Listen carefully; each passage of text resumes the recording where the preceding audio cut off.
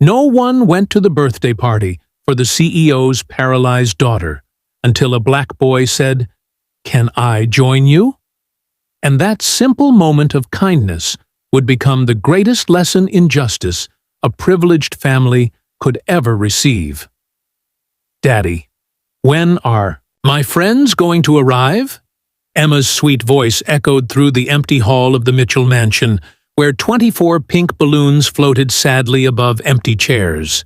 Robert Mitchell, CEO of the most profitable pharmaceutical empire on the East Coast, checked his Rolex watch for the 10th time that afternoon. 2 hours. That was how long it had been since the scheduled start time for Emma's 7th birthday party, and not a single child had shown up. The Princess Castle cake remained untouched, the gourmet cupcakes untouched, and the professional clown hired for $1,000 was fiddling with his cell phone, clearly impatient. The cruel truth was simple. Since the accident that left Emma paraplegic 2 years ago, the families of Westfield's elite had gradually distanced themselves. The excuses were always polite, but the prejudice was obvious. A wheelchair bothered them. The reality of disability made them uncomfortable. "They must be stuck in traffic," Robert lied, adjusting his Italian tie as he watched his daughter maneuver, her custom-made wheelchair, her every movement a painful reminder of Margaret, his wife, who died in the same accident that injured Emma. Just then, the doorbell rang. Robert practically ran to the front door, preparing his best executive smile to finally welcome a guest. But when he opened the ornate door, his smile faltered. A black boy of about 8 stood on the marble steps, wearing a Superman t-shirt with a few holes in it and jeans that had clearly been patched. His worn sneakers contrasted starkly with the luxurious entrance of the mansion. "Hi, sir," the boy said politely, his eyes shining with genuine joy. "I heard there's a birthday party here. My name is Jamal, and I live in the public housing down the street." He pointed to the housing project that was barely visible through the wrought iron gates. Robert was momentarily speechless. Of all the rich kids in Westfield who had rejected Emma's invitation, it was a poor kid from the community who had come knocking on her door asking to join the party. "I don't have an invitation," Jamal continued honestly, "but I promise I'll be on my best behavior. I just saw the balloons through the window and thought maybe the birthday girl was feeling lonely." Before Robert could respond, Emma appeared behind him, pushing her chair curiously. "Daddy, who is it?" Jamal smiled broadly, revealing a missing front tooth. "Hi, you must be the birthday girl. Happy birthday. Sorry, I don't have a present, but I can sing happy birthday really loud if you want." Emma laughed for the first time in months. "Do you really want to stay at my party?" "Of course I do. Birthday parties are the best thing ever." Robert watched the interaction with growing amazement. In 5 minutes, an unknown boy had achieved what expensive therapists and organized events had failed to do: make Emma smile genuinely. But there was something in Jamal's eyes, a subtle maturity that seemed strange for someone so young, as if he understood perfectly the kind of loneliness Emma was feeling, as if he had already faced his own kind of rejection and exclusion. "Come in, Jamal," Robert said, opening the mansion door wide. Emma really needed a true friend. The afternoon that followed was a revelation that left Robert completely baffled. Jamal didn't just attend the party, he completely transformed it. He played with Emma as if her wheelchair was the least important thing in the world, invented games where she was the heroine, and made a point of complimenting every detail of the decorations as if they were the most impressive things he had ever seen. "Man, that cake is huge!" Jamal exclaimed, his eyes wide. "In my family, we celebrate with boxed cake, but this one looks like something out of a movie." Emma laughed so hard she almost choked on her soda. "Jamal, you're the funniest friend I've ever had." While the children played in the mansion's garden, Robert watched from the window, feeling a strange mixture of gratitude and guilt. How was it possible that an 8-year-old boy from the suburbs had more compassion and naturalness than the entire educated elite of Westfield? That's when the phone rang. "Robert, this is Patricia Vanderbilt," said the cold voice on the other end of the line. Patricia was the mother of one of Emma's old friends and president of the board of the most exclusive private school in town. "I need to talk to you about a delicate matter." "What's going on, Patricia?" "Well, some mothers have called me with concerns. They say there's a child different playing on your property. A child who clearly doesn't belong in our social circle." Robert felt the blood rush to his head. "Are you talking about Jamal? The only boy who cared enough to show up at my daughter's party?" "Robert, you need to understand our position. We have traditional families with certain standards. We don't want our children mixing with unsuitable elements, especially considering Emma's fragile state." The coldness of her words hit Robert like a punch. Inappropriate elements? Patricia, you're talking about an 8-year-old child. A child from that housing project. Robert, we all know what kind of people live there. Drugs, violence, lack of family structure. Do you really want to expose Emma to that influence? Through the window, Robert could see Jamal carefully pushing Emma's wheelchair through the garden, both of them laughing as they pretended to be race car drivers. The scene was so pure and joyful that it contrasted brutally with the venom coming out of the phone. "You know what, Patricia? Jamal has shown more class and manners in 2 hours than you have in years of friendship." "Robert, don't be naive. These people always have ulterior motives. They're probably already planning how to exploit your generosity." After he hung up the phone, Robert stood still, watching the children. For the first time in 2 years, Emma was genuinely happy, and he was being attacked for it. Later, as Jamal was getting ready to leave, something happened that Robert would never forget. Emma took her new friend's hand and said, "Jamal, are you coming back tomorrow?" "If my dad lets me, I'll be back every day," Jamal replied, smiling broadly. "What if people say bad things about you?"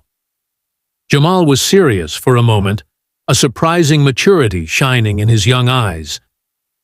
"Emma, my grandmother always teaches me one important thing. People who judge by appearances can never see people's hearts. And people with good hearts don't care what bad people think." Robert felt a lump in his throat. This 8-year-old boy had more wisdom about human dignity than any of the multi-millionaire CEOs he knew. "Jamal," Robert said, kneeling down to the boy's height, "you will always be welcome in this house, always." "Thank you, Mr. Mitchell, and don't worry about what people will say. My family has been through much worse, and we always come out stronger." There was something in the way Jamal said it that made Robert realize there was much more to that family than meets the eye. A quiet strength, a dignity that neither poverty nor prejudice could break. As he watched the boy walk back to the public housing, Robert had no idea that this seemingly innocent encounter was about to expose the deepest rot in Westfield, and that the real lesson in justice would come from where he least expected it. What those privileged people didn't know was that every word of contempt was being carefully observed by eyes that understood perfectly the true character of each one of them, and that some lessons in humility come wrapped in the most unexpected packages possible. In the days following Emma's party, the silent war against the Mitchell family intensified in a cruel and calculated manner. Patricia Vanderbilt had mobilized her network of influence like a general organizing an army, and the attacks came from all sides simultaneously. The first strike was at Emma's private school.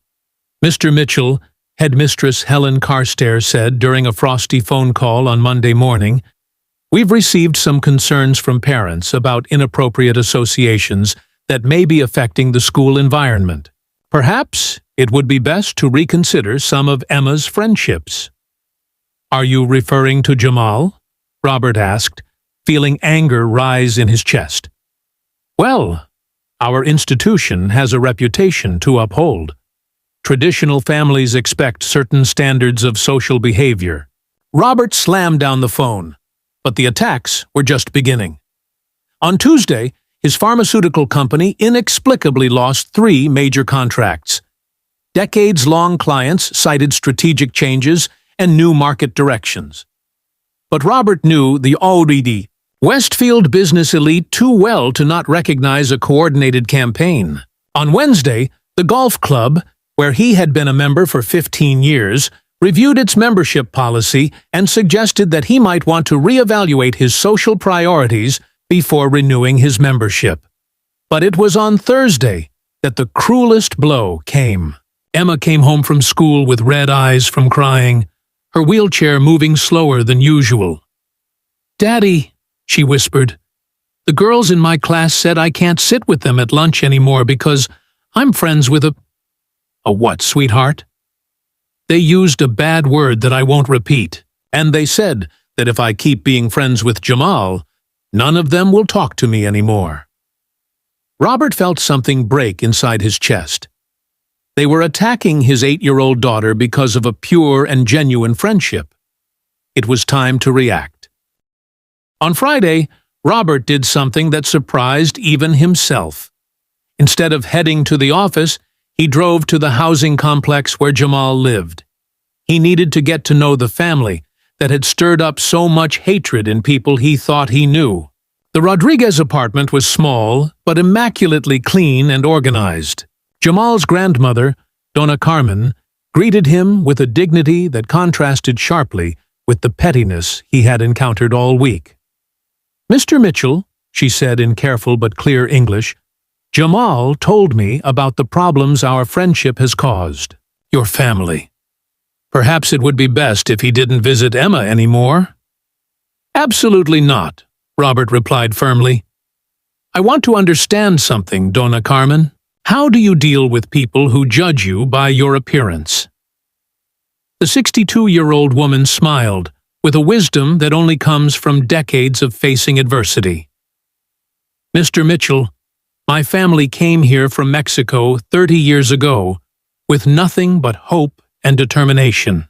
Jamal was born here, but from an early age, he learned that not everyone will see him for his character. We taught him that when people show us who they really are, we believe in them, and when they try to make us feel small, we remember that our dignity does not depend on the approval of those who have no heart." Just then, Miguel Rodriguez, Jamal's father, arrived home from work. His hands were dirty with grease and paint, and his construction uniform revealed long hours of hard, physical labor.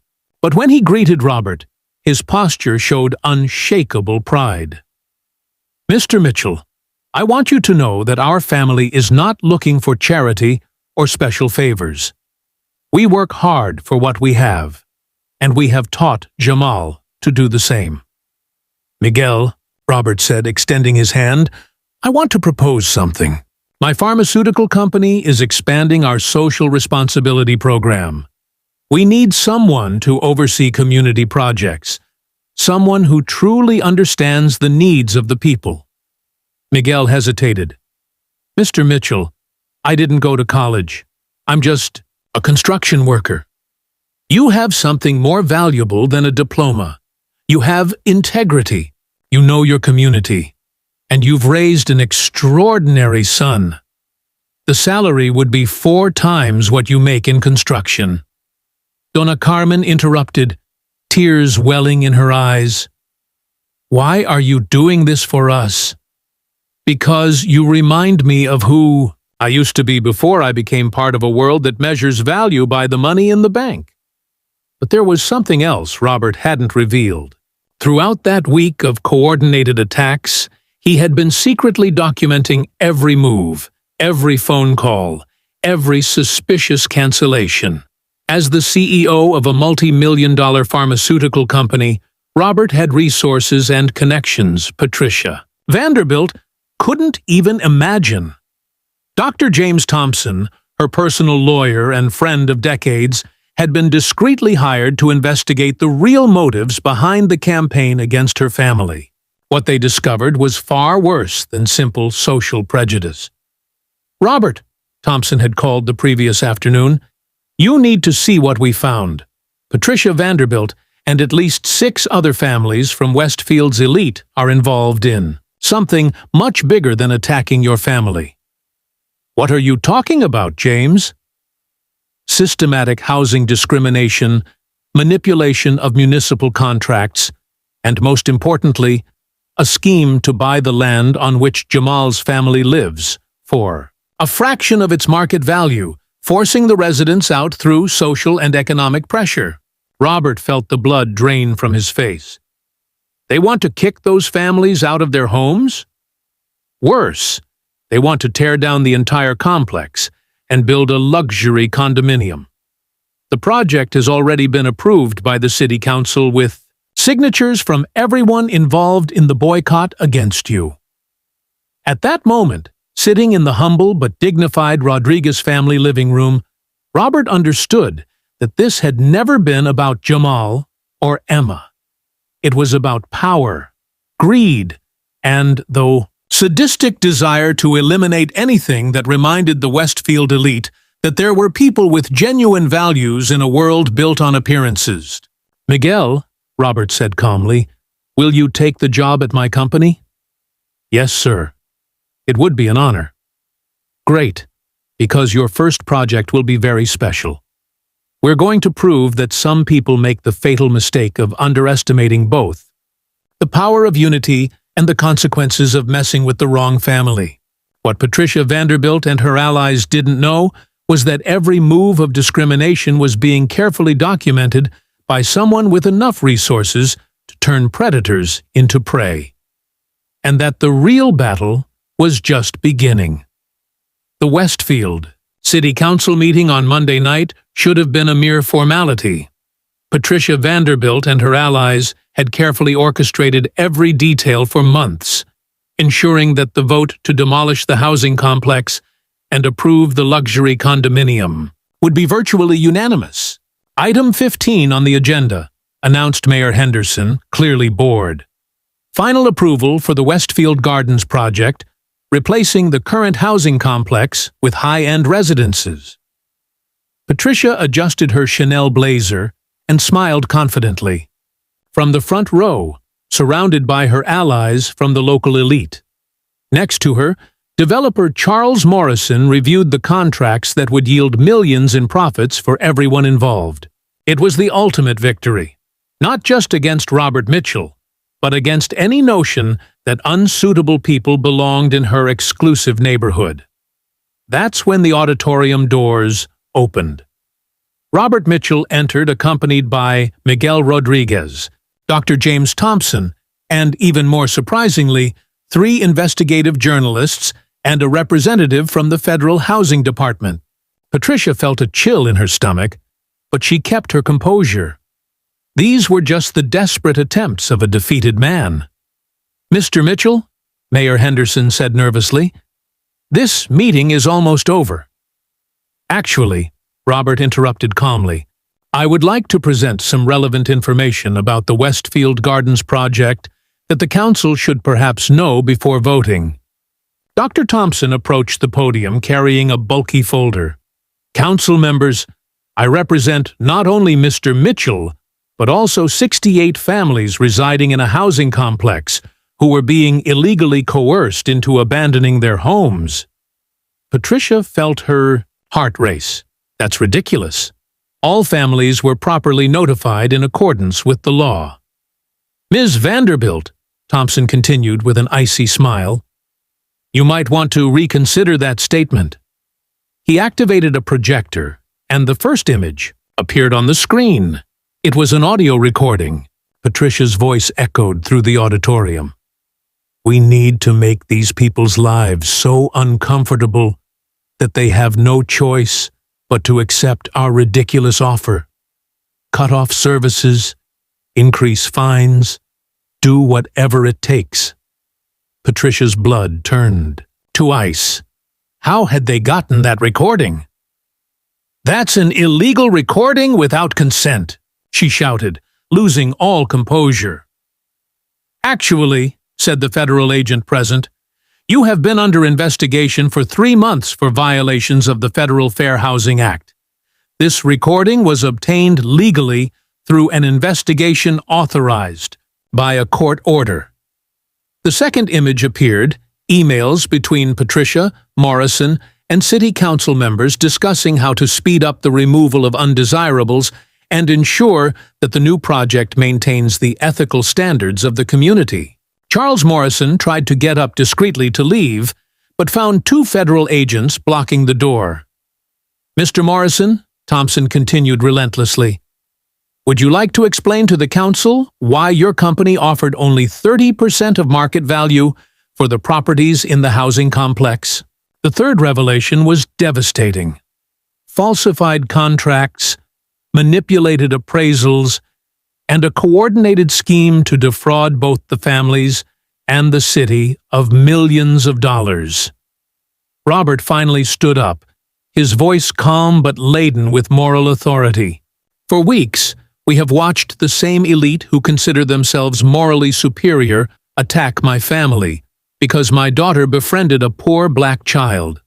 You used your influence to try to destroy my business, isolate my daughter at school, and socially exclude us."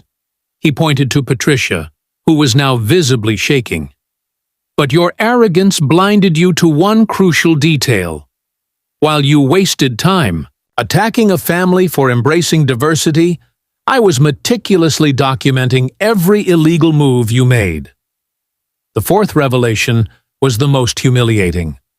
Robert had secretly recorded phone conversations in which Patricia and others openly discussed their racial prejudices and plans to clean up Westfield of undesirable elements.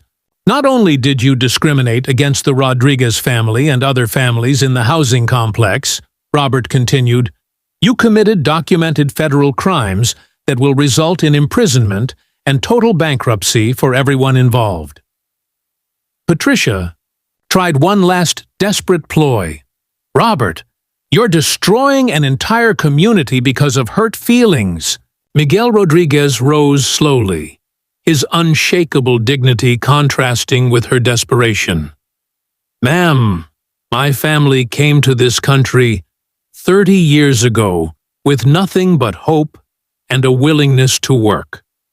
We never asked for charity or special favors. We only wanted the basic right to live in peace and raise our children with dignity. You turned this into a war because you can't accept that human value isn't measured by money or skin color," he continued, his voice growing in strength. "Now you're going to learn that underestimating hard-working, decent people has consequences you never imagined." Mayor Henderson, realizing he was deeply embroiled in the scandal, tried to end the meeting abruptly, but federal agents were already handing out search warrants.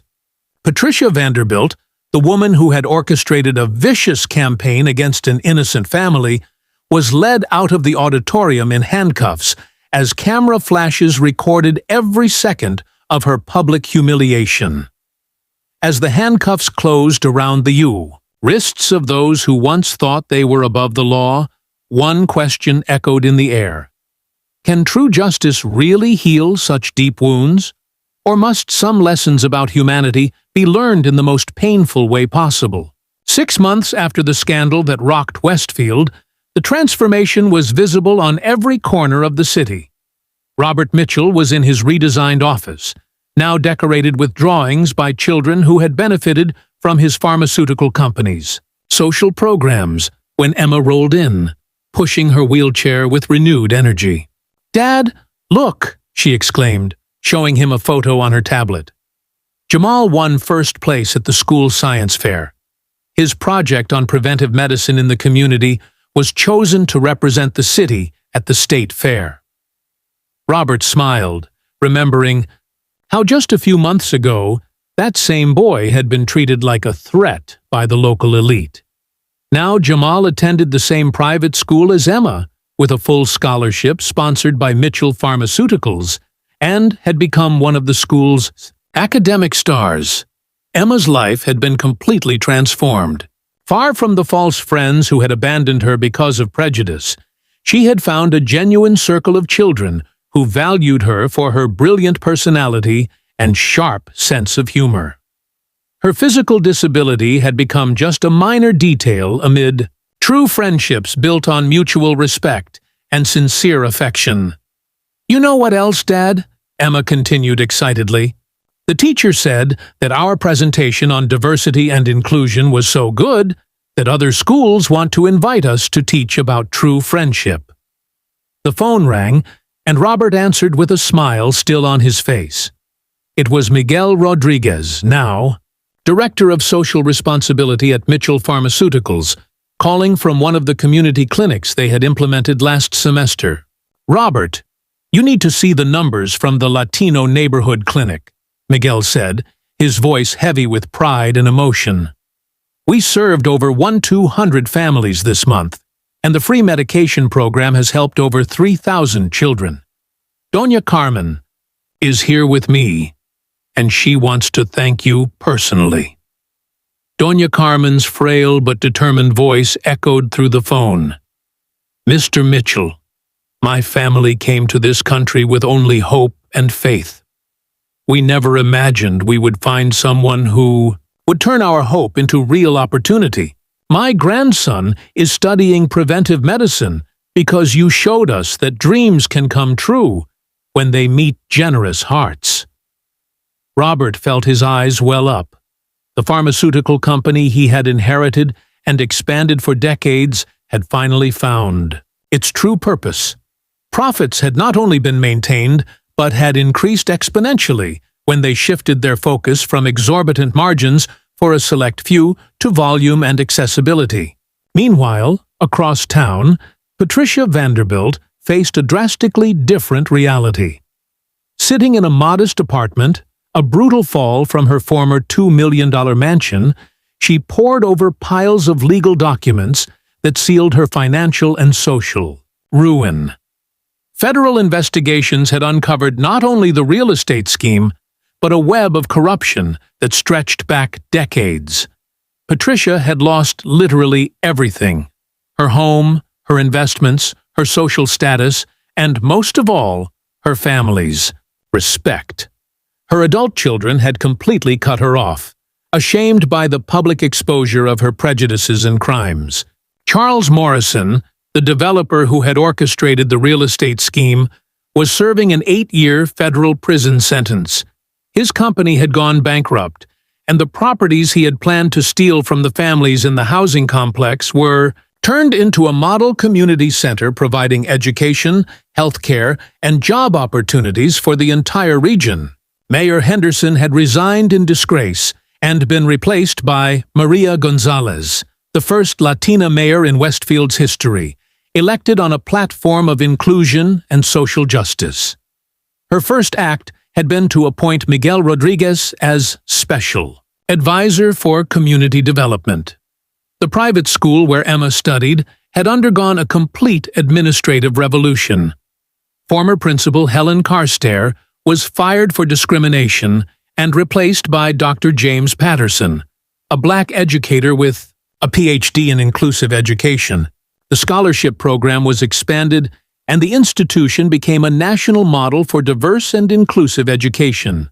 But perhaps the most significant transformation took place in the heart of the Westfield community. Families that had previously isolated themselves in their bubbles of privilege began to actively participate in community programs.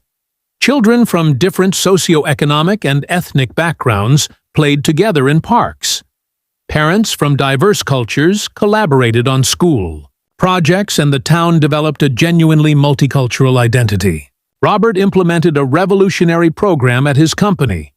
For every high-margin drug sold to patients with premium health insurance, an identical drug would be provided free of charge to low-income families. The model became so successful that other pharmaceutical companies began to emulate it, creating a wave of change throughout the industry. The community clinic founded on the former site Patricia wanted to steal became a regional medical referral center. Doña Carmen, despite her advanced age, volunteered 3 times a week, teaching other immigrant families about preventive health care and basic citizenship rights. Jamal and Emma had become local symbols of genuine friendship transcending social barriers. They were invited to speak at conferences on inclusion, appeared on local television shows, and their stories inspired educational changes in dozens of schools across the region. "Daddy," Emma said one afternoon as she and Jamal were finishing a school project on social justice. "Do you remember when I was sad because no one came to my party?" "Of course I do, sweetheart. Now I understand that it was the best thing that could have happened. If those fake kids had come, I would never have met Jamal and his wonderful family. Sometimes bad things happen to make room for much better things." Jamal nodded wisely, his maturity impressive for someone so young. "My grandmother always says that when people show you who they really are, believe them the first time.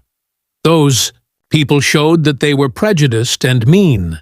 You showed that you are generous and fair.